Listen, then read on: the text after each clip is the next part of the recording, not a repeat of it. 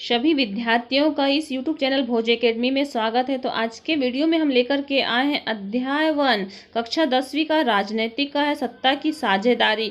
तो इसके हम प्रश्न उत्तर जो बहुविकल्पी उसके बारे में बताएंगे। तो देखिए प्रश्न क्रमांक 1, बेल्जियम की राजधानी क्या है?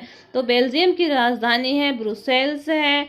उसके बाद में हम अगला प्रश्न देखते हैं कि बेल्जियम भारत के किस राज्य से छोटा है? तो बेल्जियम भारत के हरियाणा राज्य से छोटा है। अगला प्रश्न आता है कि बेल्जियम की सीमाएं किन किन राष्ट्रों से मिलती है? तो बेल्जियम की सीमाएं यूरोप का एक छोटा सा राज्य है, इसकी सीमाएं फ्रांस, नीदरलैंड, जर्मनी और लग्जमबर्ग से मिलती हैं। उसके बाद देखिए बेल्जियम के फ्लेमिक्स इलाके में किस भाषा को बोलने वाले लोग रहते हैं?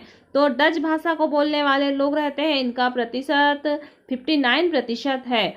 बेल्जियम क्षेत्र में किस भाषा के बोलने वाले लोग रहते हैं और कितने प्रतिशत? तो बेल्जियम का जो दूसरा क्षेत्र है वहाँ फ्रेंच भाषा बोलने वाले लोग 40% रहते हैं। राजधानी ब्रुसेल्स में कितने प्रतिशत लोग फ्रेंच, कितने प्रतिशत लोग डच भाषा बोलते हैं? तो राजधानी ब्रुसेल्स में फ्रेंच 80% और डच भाषा 40%। फिर कि श्रीलंका की आबादी कितनी है? तो श्रीलंका की आबादी है 2 करोड़।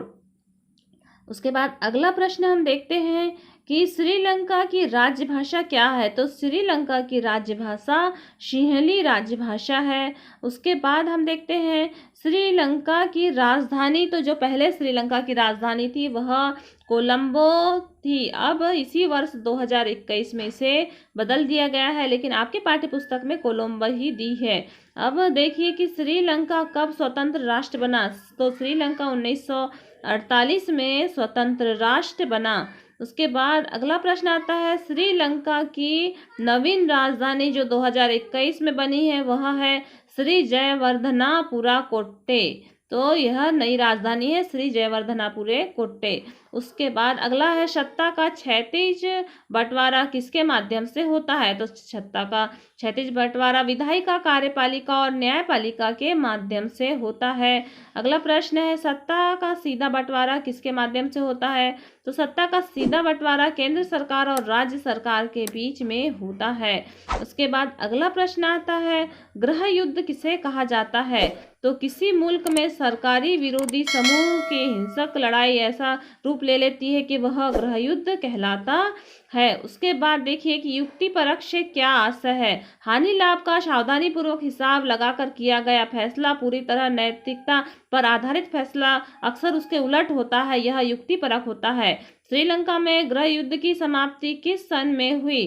तो श्रीलंका में गृह युद्ध की समाप्ति 2009 में हुई। उसके बाद आता है बेल्जियम में सामूहिक सरकार का चुनाव किस आधार पर होता है?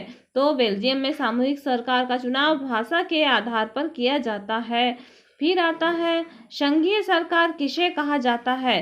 पूरे देश के लिए बनने वाली एक सामान्य सरकार को संघीय सरकार कहा जाता है। अगला प्रश्न है श्रीलंका की आबादी में ईसाई लोगों का हिस्सा कितना है? तो श्रीलंका की आबादी में ईसाई लोगों का हिस्सा 7% है। फिर प्रश्न क्रमांक 20 है बेल्जियम में 1970 से 1993 के बीच कितने बार संशोधन हुआ? तो 4 बार संशोधन हुआ। तो इस प्रकार से यह आपका वीडियो कंप्लीट हुआ। आप इस चैनल को सब्सक्राइब करें।